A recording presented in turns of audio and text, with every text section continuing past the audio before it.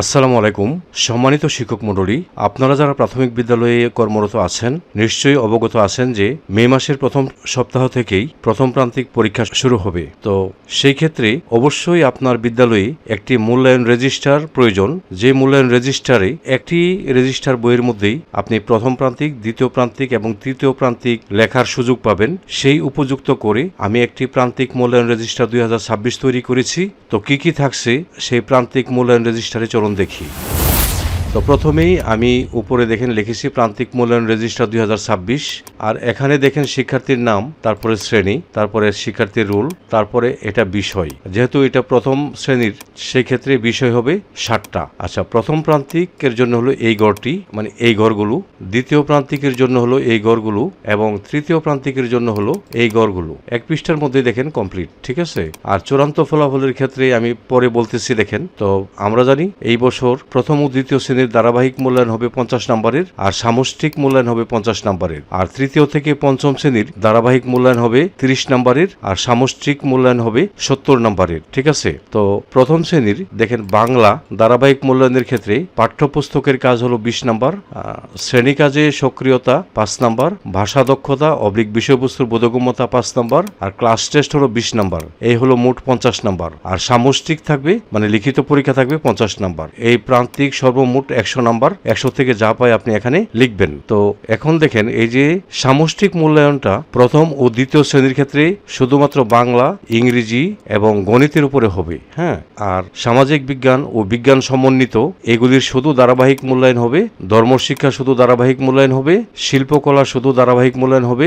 শারীরিক ও মানসিক স্বাস্থ্য শিক্ষা শুধু ধারাবাহিক মূল্যায়ন হবে। এই 4টা বিষয়ের কোনো লিখিত মূল্যায়ন হবে না, ঠিক আছে। তো এই তো প্রথম প্রান্তিক পরীক্ষার জন্য আপনি এই যে মনে করেন এটা একটা ছাত্রর নাম লিখলেন, তার রোল নম্বর লিখলেন 01। হ্যাঁ, তো এইভাবে আপনি প্রথম শ্রেণীতে 1 নম্বর ছাত্রের প্রথম প্রান্তিকের রেজাল্টগুলি আপনি এখানে লিখবেন। একইভাবে দ্বিতীয় প্রান্তিকের ক্ষেত্রে লিখবেন এবং একইভাবে তৃতীয় প্রান্তিকের ক্ষেত্রে লিখবেন। সবশেষে চূড়ান্ত ফলাফল হলো 3 প্রান্তিকের গড়, অর্থাৎ এই যে প্রথম প্রান্তিকের সর্বমোট কত পায় একটা ছাত্র, দ্বিতীয় প্রান্তিকে সর্বমোট কত পায় এবং তৃতীয় প্রান্তিকে সর্বমোট কত পায়। 3টাকে যোগ করে আপনি 3 দিয়ে ভাগ করে যে গড়টা আসবে এখানে দিবেন। তারপরে সেই নাম্বার অনুযায়ী গ্রেড দিবেন এবং আপনার মন্তব্য থাকলে মন্তব্যের ঘরে লিখবেন। আচ্ছা, তো এই তো গেল প্রথম এবং দ্বিতীয় শ্রেণীর কথা। এখন আমরা তৃতীয় শ্রেণীর জন্য যাই।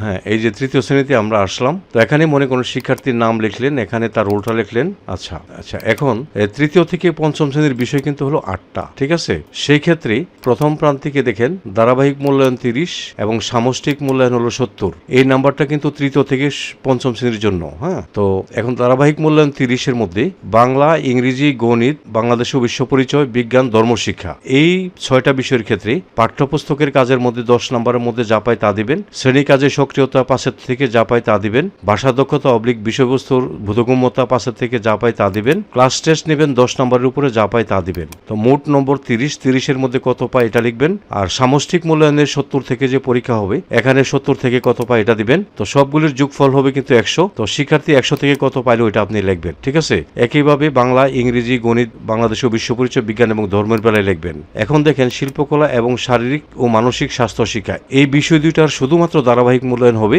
সামষ্টিক মূল্যায়ন কিন্তু হবে না। তো এই ধারাবাহিক মূল্যায়ন যে নেবেন এই দুইটা বিষয়ের 50 নম্বরের উপরে ধারাবাহিক মূল্যায়ন হবে। প্রথমে থাকবে পাঠ্যপুস্তকের কাজে 20, শ্রেণী কাজের সক্রিয়তা 5, তারপর ভাষা দক্ষতা ও বিষয়বস্তু বোধগম্যতায় 5 এবং ক্লাস টেস্ট হলো 20।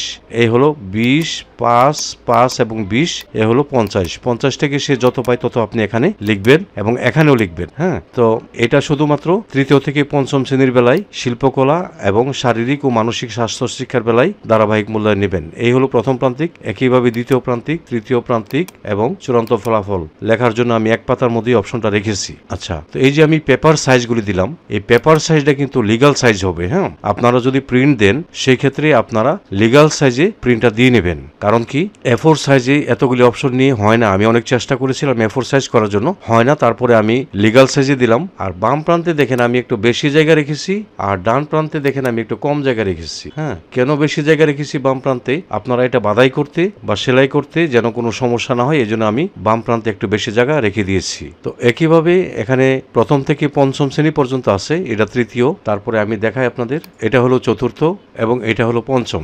সব শেষে আমি সুন্দর একটি কভার পেজ দিয়েছি। যেহেতু এটা ওয়ার্ড ফাইলই করেছি, আপনারা এখানে এটাকে সিলেক্ট করে আপনি আপনার বিদ্যালয়ের নামটা এখানে লিখে নেবেন, তারপরে এখানে আপনার উপজেলা এবং জেলাটা লিখে নেবেন, আর বাকি সব একই থাকবে। তো কালার প্রিন্ট দিলে চমৎকার একটি কভার পেজ আপনারা পেয়ে যাবেন, যেটা দিয়ে বাধাই করলে আপনার এই প্রান্তিক মূল্যায়ন রেজিস্টারটি চমৎকার দেখা যাবে। তো যেহেতু আমি এই মূল্যায়ন রেজিস্টারটি ওয়ার্ড ফাইলই করেছি, আপনারা নামমাত্র মূল্যে নিতে চাইলে এখানে আমার হোয়াটসঅ্যাপ নাম্বার দিয়ে দিয়েছি, আপনারা হোয়াটসঅ্যাপ নাম্বারে যোগাযোগ করতে পারেন। তো এই ছিল আমার আজকের ভিডিও। যদি আমার এই ভিডিওটি আপনাদের একটু হলেও উপকার আসে, তাহলে লাইক, কমেন্ট এবং শেয়ার করে দিবেন। সেই সাথে চ্যানেলটি সাবস্ক্রাইব করে আপনারা আমার সঙ্গে থাকবেন। আপনারা সকলে ভালো থাকবেন। আপনাদের সবাইকে ধন্যবাদ।